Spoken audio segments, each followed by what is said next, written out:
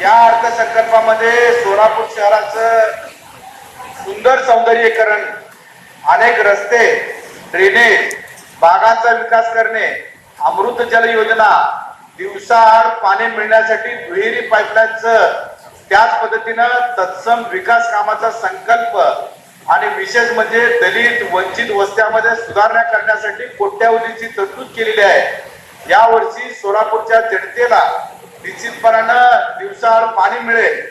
सोलापूर शहर हरितभरित राहण्यासाठी माझी वसुंधरा अभियानामध्ये 2 कोटीची तरतूद केलेली असून मोठ्या प्रमाणात वृक्षारोपण, वृक्ष लागवडीस प्राधान्य दिलेलं आहे।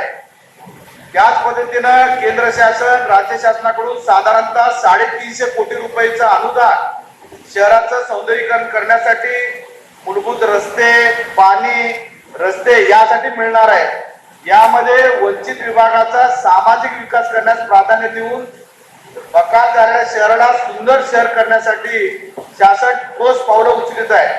लवकरच शहरामध्ये IT पार्क होणार असल्यानं लगतच्या परिसरामध्ये नागरी सुविधा प्राप्त होण्यासाठी इन्फ्रास्ट्रक्चर नियोजन त्वरित करावं ही माझी एक सूचना आहे।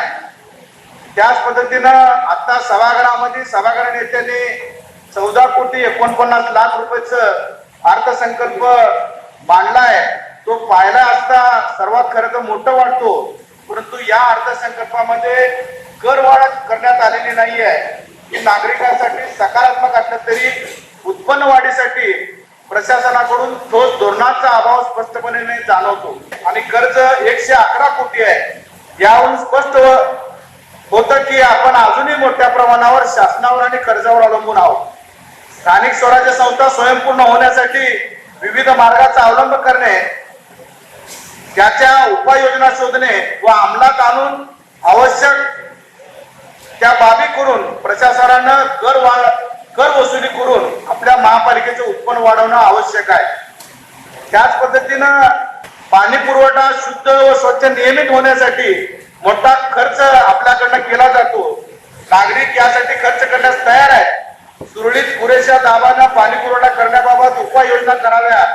मनपाचे उत्पन्न निश्चितपणे वाढणार आहे। जयदीप जानकर ग्रुप, जे कन्स्ट्रक्शन यांचे वसंत विहार, जानकर नगर आणि जुळे सोलापूर या ठिकाणी सर्व सोयींयुक्त 1 BHK, 2 BHK आणि 3 BHK फ्लॅट उपलब्ध। आजच संपर्क साधा 98 500 29 966। ऑफिसचा पत्ता जे कन्स्ट्रक्शन, जानकर नगर, वाय चौक, सोलापूर।